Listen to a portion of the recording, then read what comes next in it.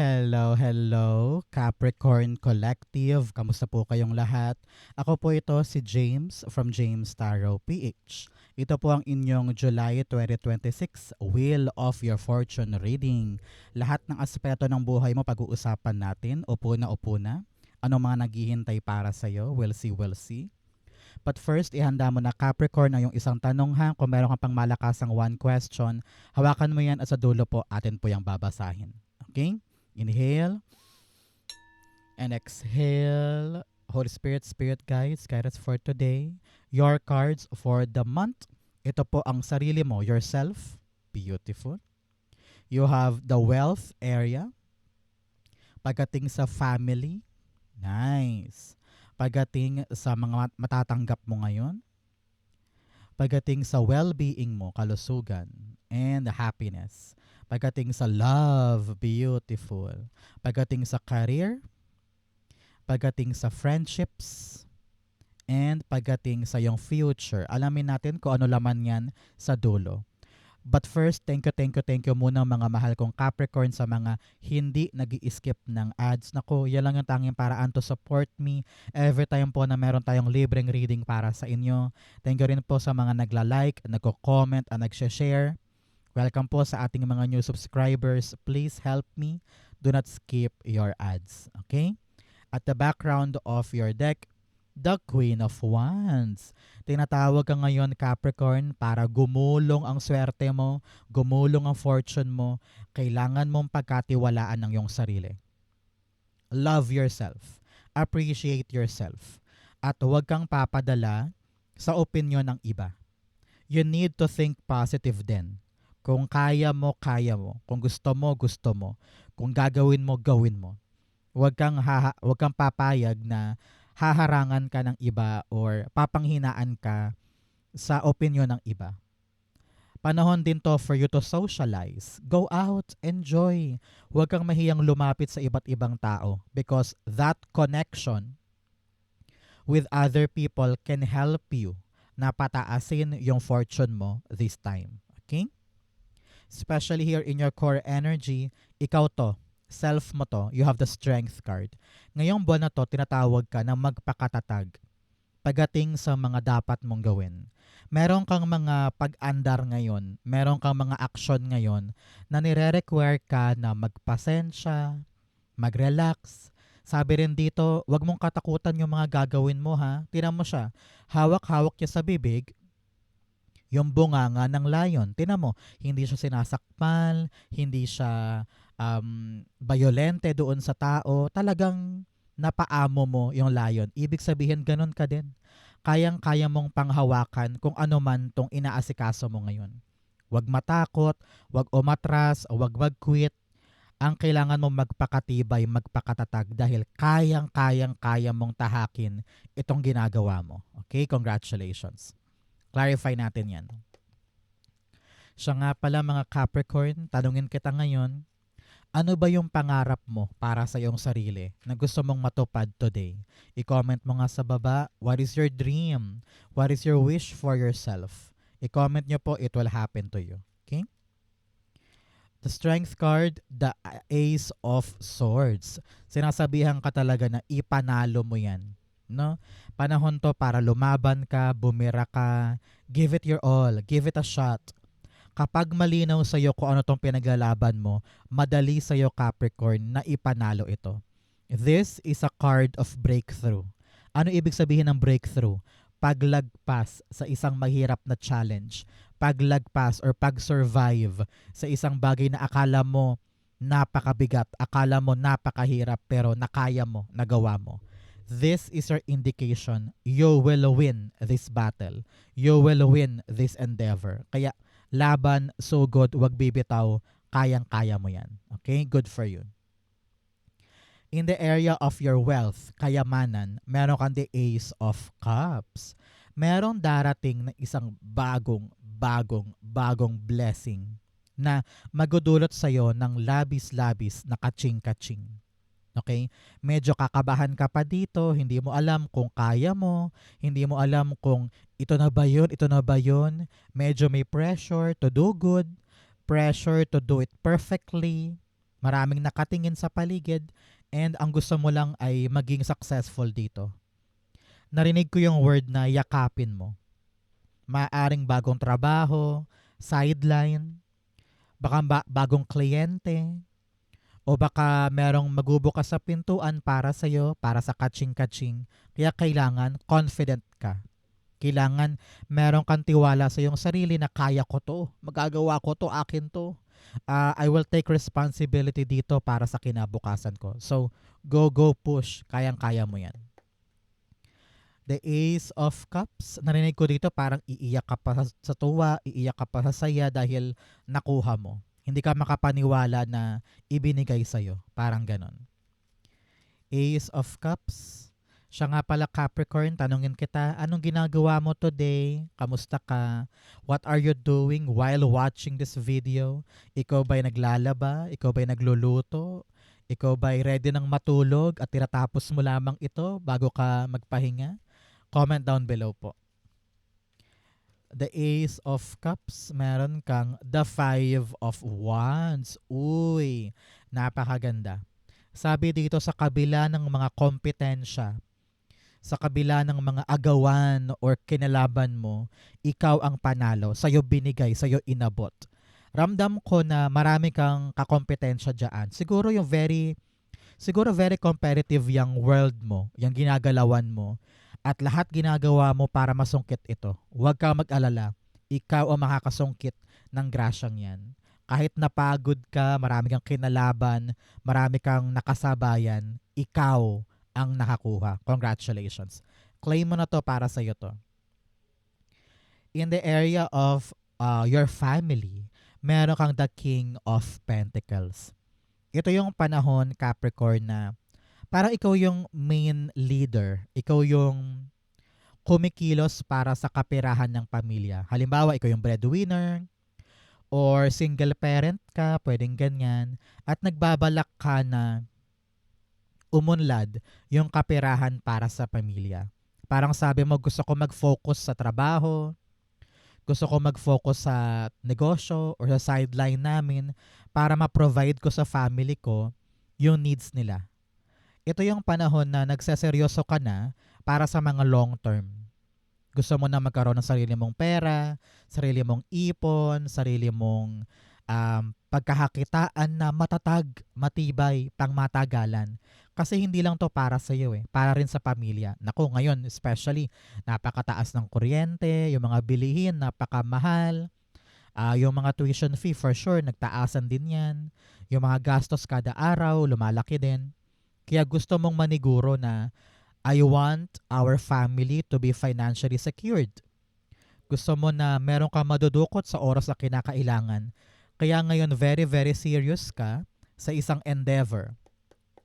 Parang balak mo nang lakarin yung loan, balak mo nang lakarin yung retirement money, balak mo nang lakarin yung SSS or yung naiwan ng asawa, balak mo nang lakarin ngayon yung isang proposal or isang negosyo na balak mo nang itayo dahil alam mong pangmatagalan siya. Parang ganon. So, ito talaga yung start na magtatanim ka ng pundasyon for something na alam mong it will take a long time para pakinabangan ko. King of Pentacles, the King of Swords. King and King ito.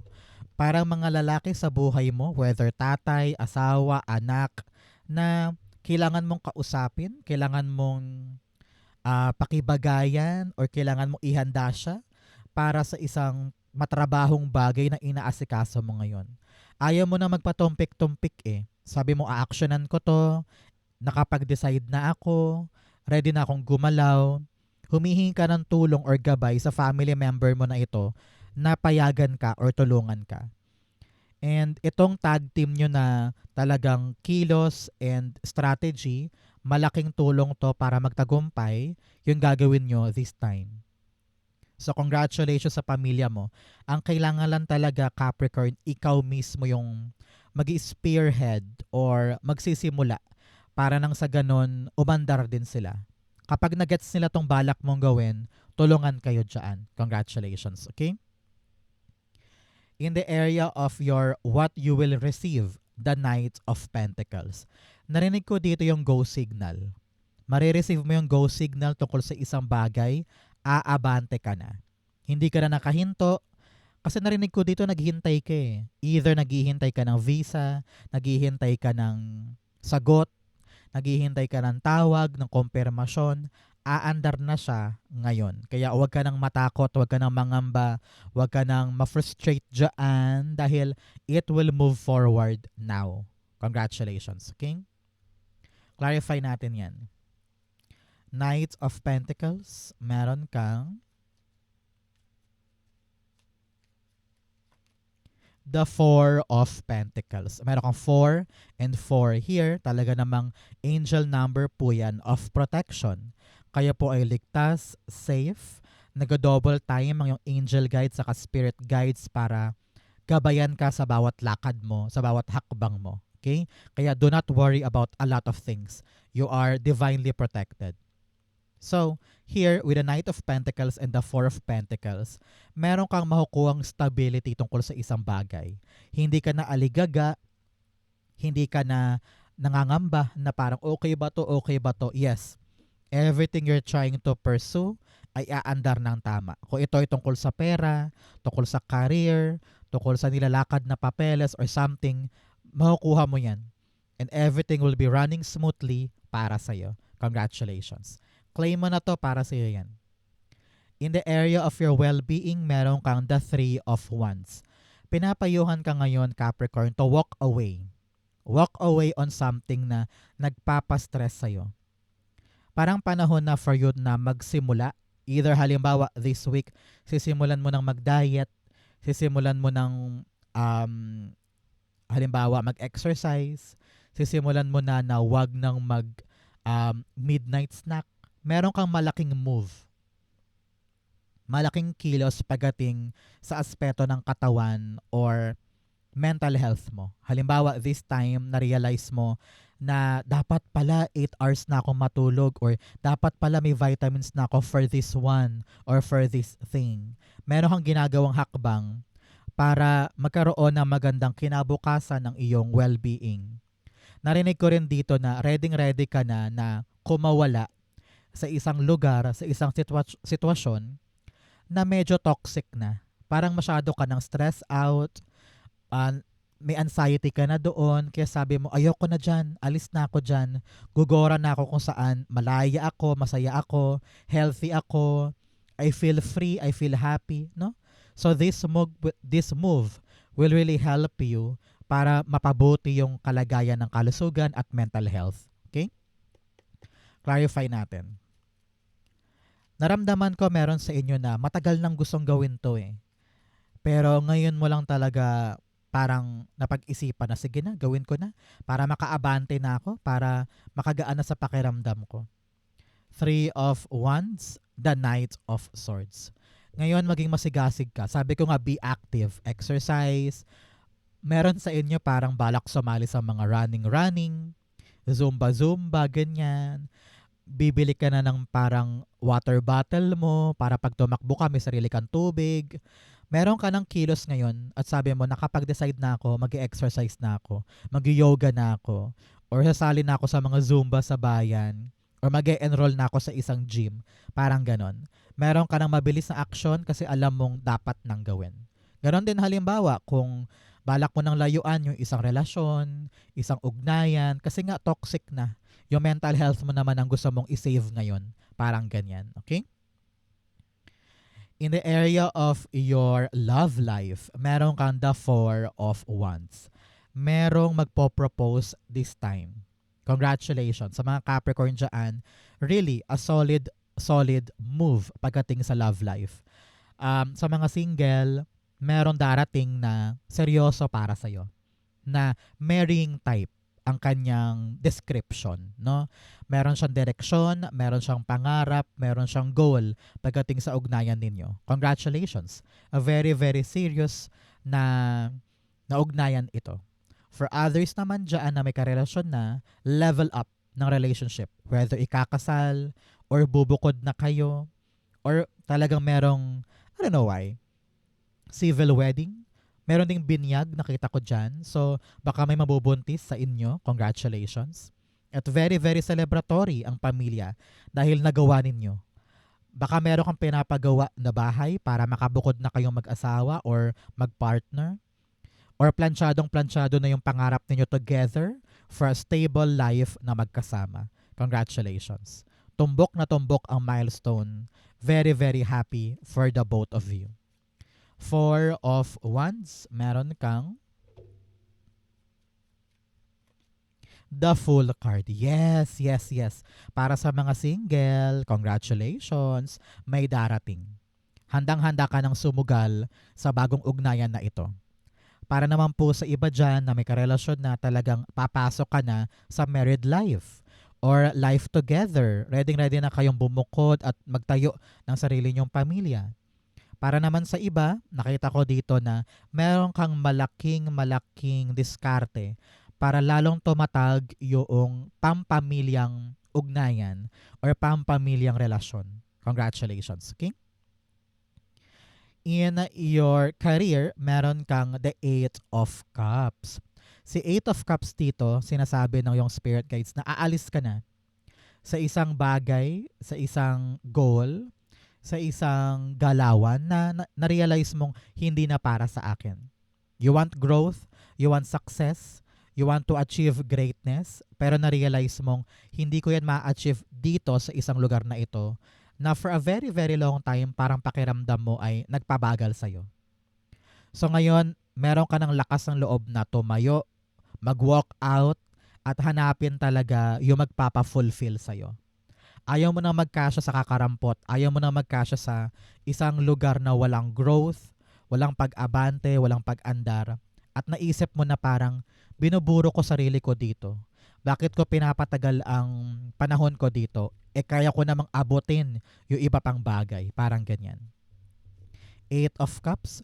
Para dun sa ikakasal ha, narinig ko dito na parang either aalis ka na sa work mo to prioritize your family or mag-iiba ka na ng trabaho dahil lilipat kayo. Parang ganyan.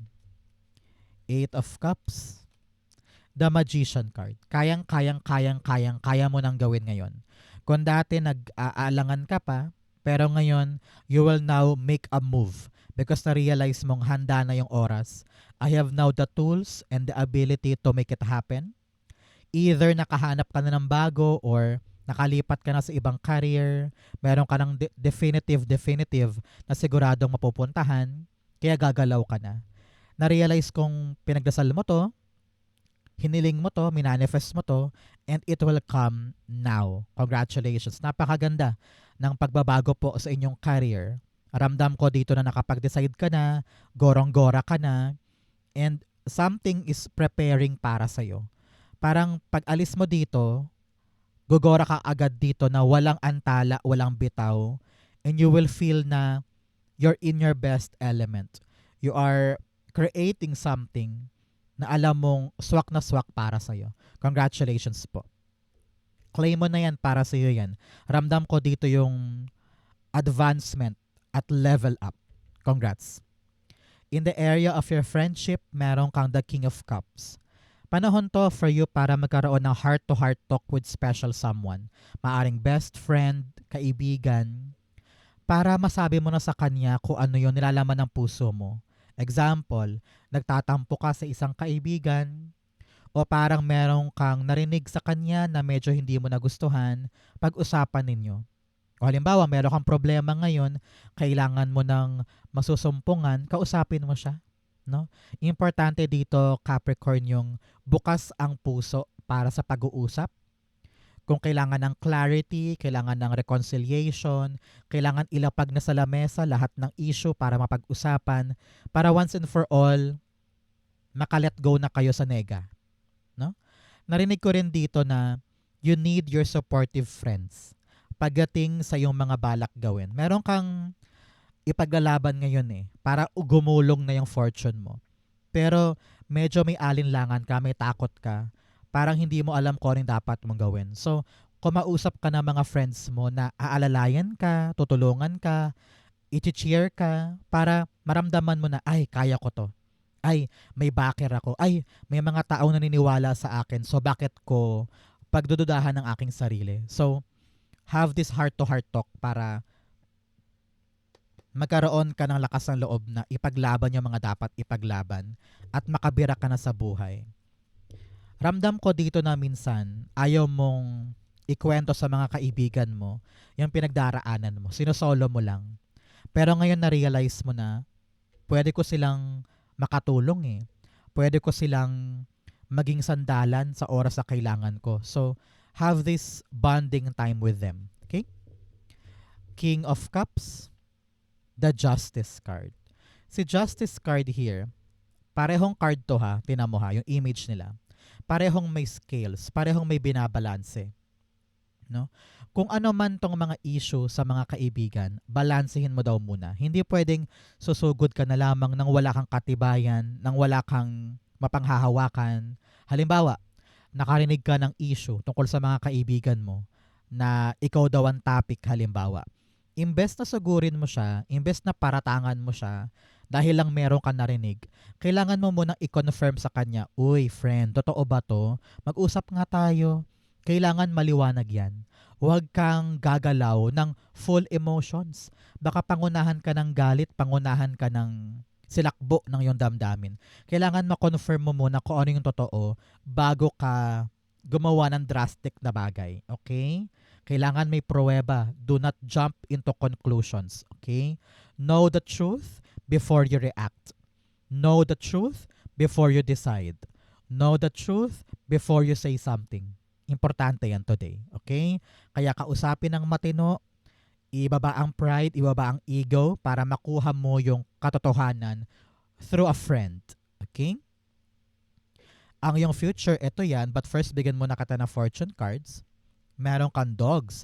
Getting together with friends. Yes. Panahon to para mag-bond, mag-usap, para magkaroon ng kagaanan ng loob, at makita mo yung tamang solusyon sa lahat ng bagay.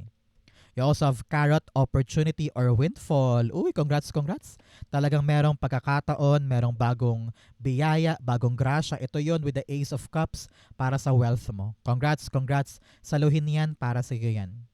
You also have flag, do not be tempted to lower your standards. Sabi ko nga sa iyo, huwag kang papayag na maliitin mo yung sarili mo, na magkasya ka lang sa kakarampot. If you want to chase something for yourself, gawin mo yun, habulin mo yun, karapatan mo yun.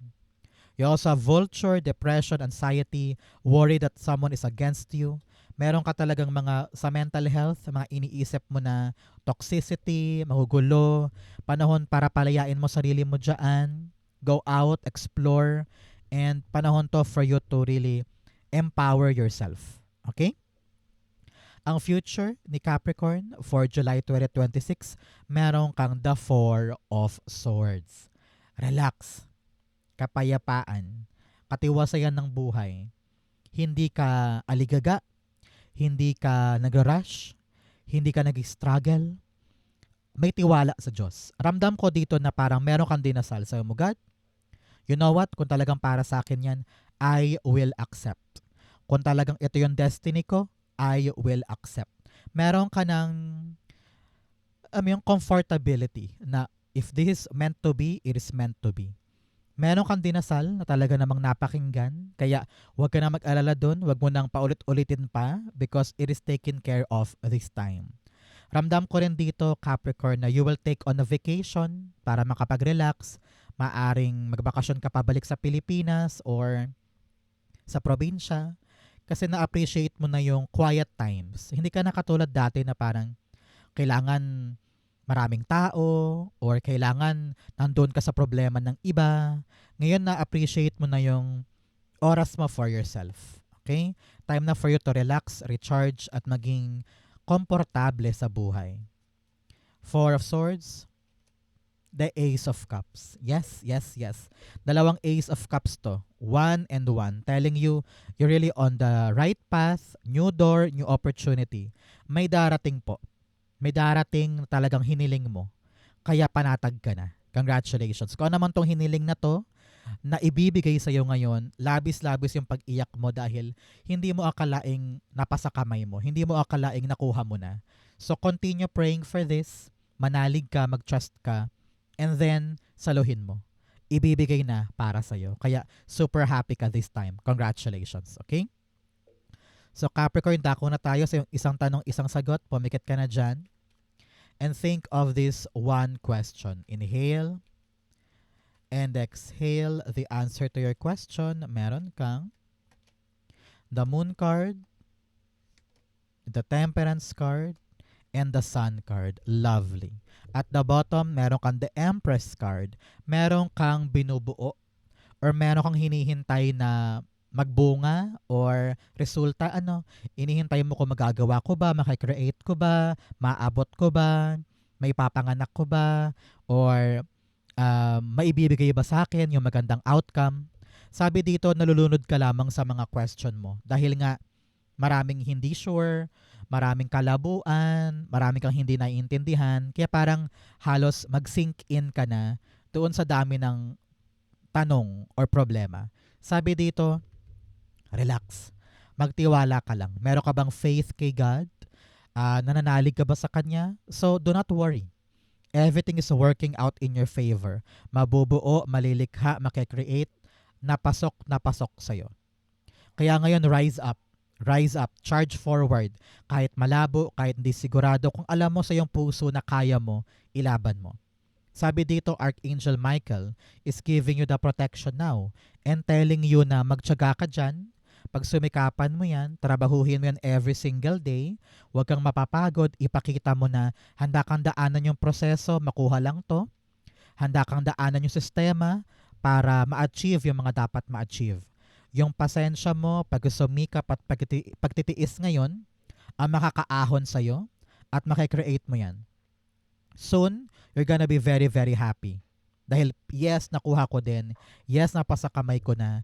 Yes, natapos na rin yung problema. Natapos na yung mga question ko. Natapos na yung kayod ko. Natapos na yung paghihirap ko. Nasa akin na. Nasa iyo na yung good news, good result, good outcome, and you're gonna celebrate soon. Sun card's all about really success, happiness, freedom, and satisfaction. May good news pong dapat abangan sa question mo. Kaya manalig, magtiwala, trabahuhin mo lang, diretsyo mo lang, magtiis ka lang dyan because it's gonna be a happy resulta para sa'yo. Congratulations, okay? If you're waiting for a yes or no, the answer is yes para sa'yo. Magagawa, ma-achieve, kaya magsipag, mag-focus, it will come to you, okay?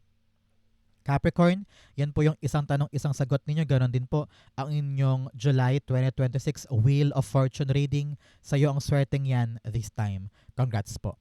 So kayo nakaresonate, comment below. Basahin ko po yan. Thank you Holy Spirit, Spirit Guides for the clarity for today. Thank you mga Capricorn for watching hanggang dulo. I love you. This has been James for James Tarot PH. God bless everybody.